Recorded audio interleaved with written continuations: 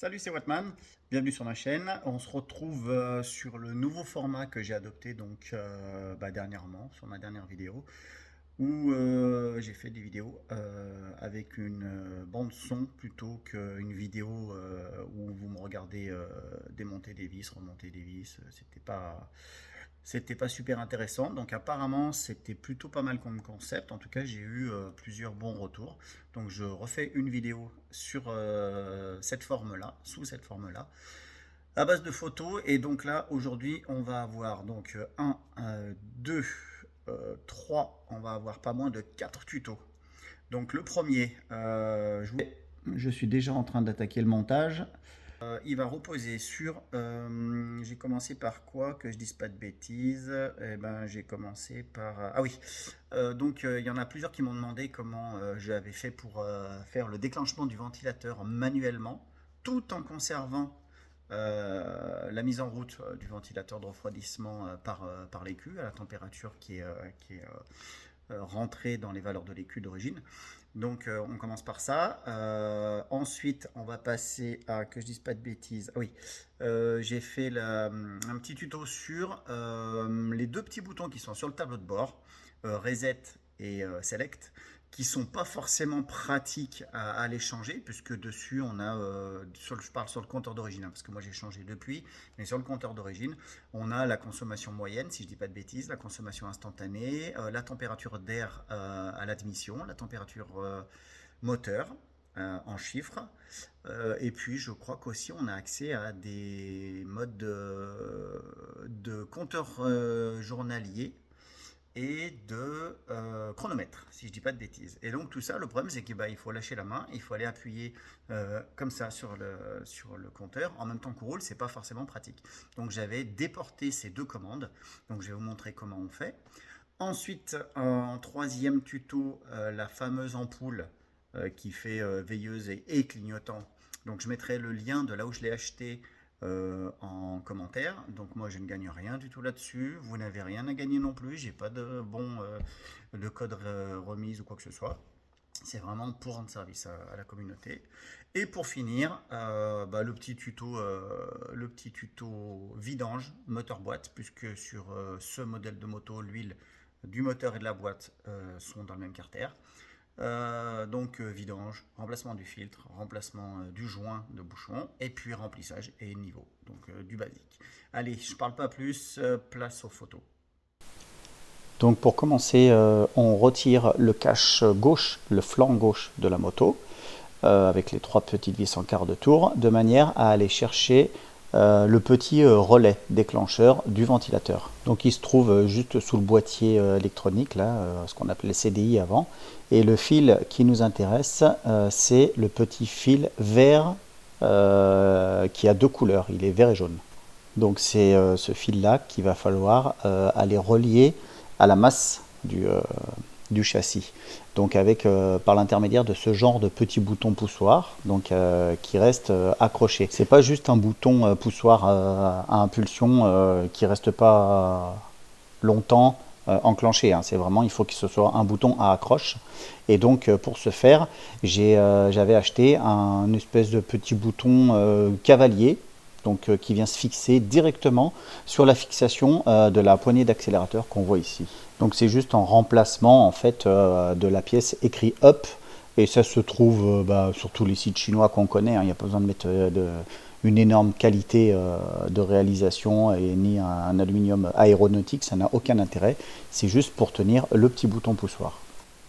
Donc là, avec un super plan digne de la NASA que j'ai réalisé moi-même tout seul, on voit donc le fameux petit fil jaune et vert que j'ai pas chanté parce que je l'ai doublé, parce que si on le chante en fait, on coupe la communication avec l'écu. Donc là il faut vraiment rajouter un deuxième fil ou avec une petite prise vampire, quelque chose comme ça. On remonte jusqu'à l'interrupteur qui lui est donc, comme je disais tout à l'heure, vraiment c'est un bouton à accroche, pas momentané. Et l'autre pin de l'interrupteur, on va le mettre au châssis n'importe où, c'est une masse tout simplement.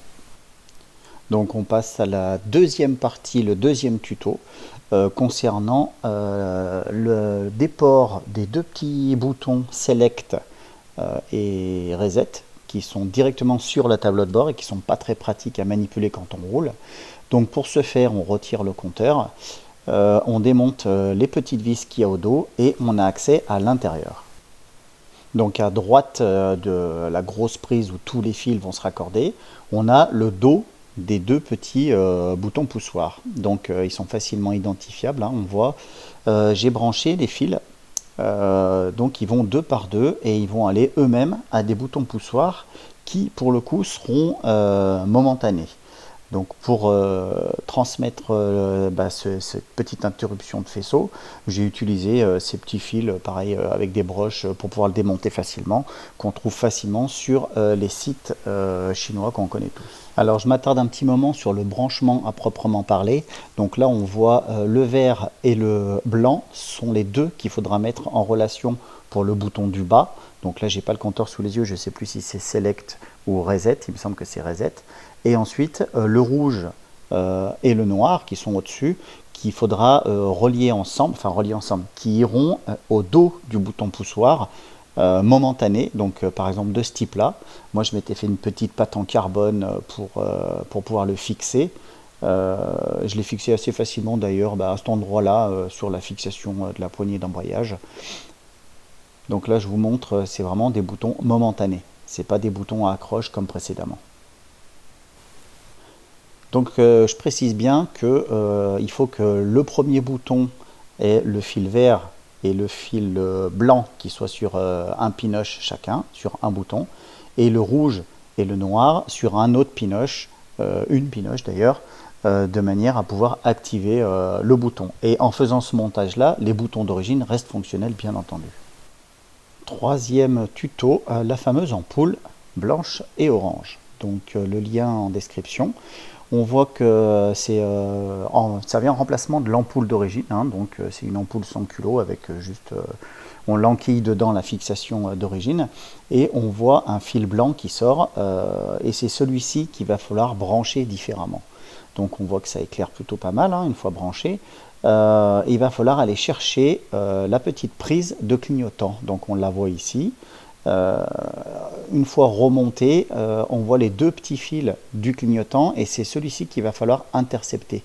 Donc en l'occurrence, moi, le jaune, qui va partir sur le branchement d'origine de l'ampoule. Parce qu'il faut savoir que les deux fils qui sortent ensemble, donc là on a la prise d'origine de la veilleuse toute seule, et le problème de l'ampoule qu'on reçoit, c'est que le fil blanc qui sort séparément, et ben lui, il alimente le blanc. Donc ce qui fait que les deux pôles qu'on a directement au dos de la LED, il y a une masse et il y a le orange du clignotant. Donc c'est bizarre, mais comme c'est anglais, souvent les feux de position servent aussi de feux de direction. Donc c'est pour ça qu'il va falloir intercepter.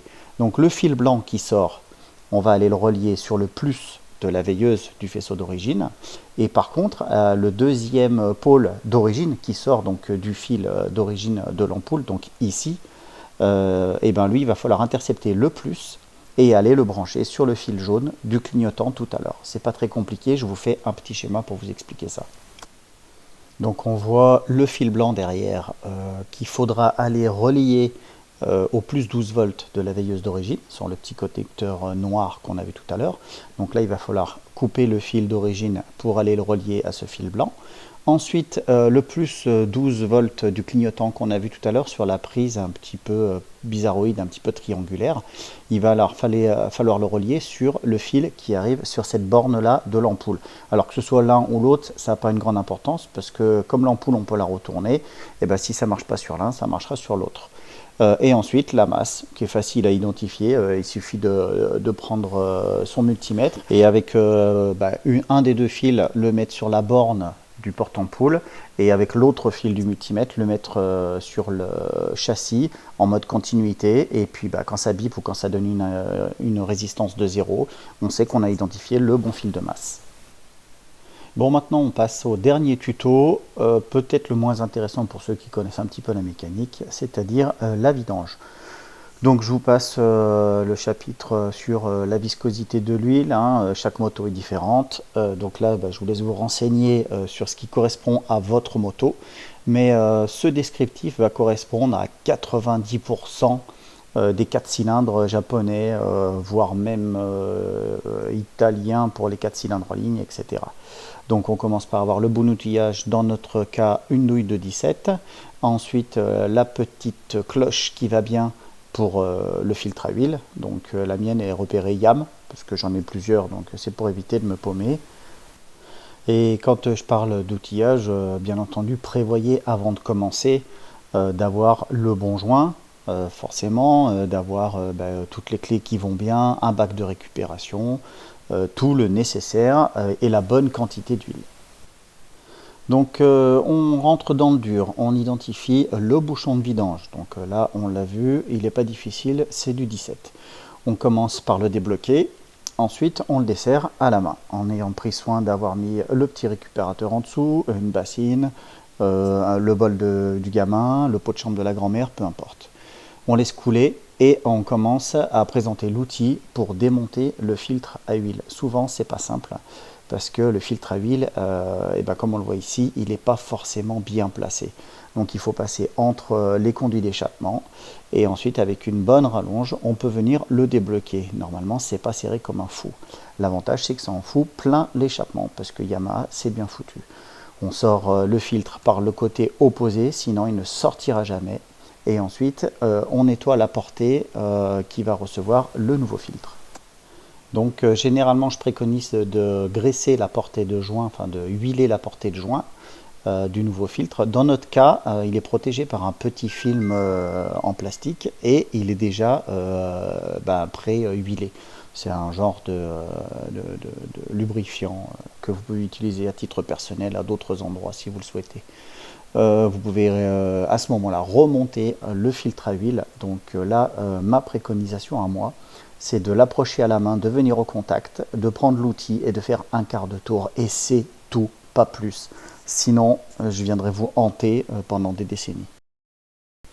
On peut maintenant passer au remontage du bouchon de vidange au couple, ici 43 Nm avec le bon joint, neuf bien entendu, on jette le vieux et on approche à la main et une fois qu'il est au contact, on prend la petite clé dynamo et on serre au couple, pas plus. Voilà, une fois que tout est terminé, on fait un bon coup de nettoyage parce qu'il y a de l'huile partout. L'huile qu'on va évacuer selon les procédés de normes en vigueur. Et on va pouvoir ouvrir le bouchon de remplissage, où derrière on voit donc là l'embrayage. Et là c'est l'œilleton de niveau et on va remplir. Alors, souvent il faut un entonnoir un petit peu particulier pour ça. On remplit donc avec l'huile. Bon, la mienne cette fois elle est jaune fluo, avant elle était rouge. Et le but du jeu, c'est de remplir, donc on voit l'huile qui descend par l'œilleton, et c'est de mettre le niveau entre les deux traits, comme on peut voir. Donc une fois que le niveau est bon, on referme le bouchon, c'est important pour éviter les débordements, et on démarre le moteur. On le fait tourner quelques secondes, hein, pas plus, ça suffit. Et on s'aperçoit que le niveau d'huile est descendu, forcément, puisque le moteur a réalimenté tous les éléments en huile, et le filtre s'est re-rempli. Donc ça fait un manque au niveau du carter. Voilà, on arrive à la fin de cette vidéo, donc j'espère que ça vous a plu, que ça peut vous aider pour certaines choses. Je vais juste terminer par la présentation de plus outils, parce qu'on m'a demandé dans la vidéo précédente ce que j'avais utilisé pour le lustrage. Donc en fait, tout a démarré quand je suis tombé sur une vidéo sur TikTok d'un gars qui testait différentes marques de péteuses, de clés à choc. Il y avait vraiment du DeWalt, il y avait du Makita, il y avait beaucoup de marques différentes. Et puis celle qui est ressortie vraiment comme la plus puissante de son test, c'est une marque que je ne connaissais pas, ça s'appelle Gizam si je dis pas de bêtises. Oui. Et donc je l'ai commandé et effectivement quand je l'ai réceptionné, j'ai vraiment desserré des gros écrous, des écrous de cardan qui étaient serrés depuis des lustres, qui n'avaient pas bougé depuis vraiment très longtemps et elle n'a pas forcé du tout, donc j'étais assez impressionné.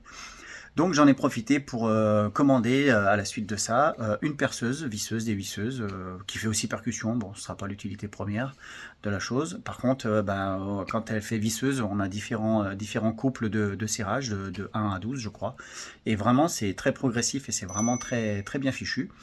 J'en ai profité pour prendre une rifteuse, une petite rifteuse. Je voulais m'en prendre une pneumatique parce que à force d'en faire, au bout de 15-20, ça fait mal aux mains. Et puis, même quand on fait par exemple une plaque d'immatriculation, en général, quand le rivet lâche, au dernier moment, la pince, elle saute. On fait une marque sur la plaque en plexiglas qui est toute neuve, c'est un petit peu embêtant. J'en ai profité également pour prendre une disqueuse sans fil, donc du coup c'est bien pratique.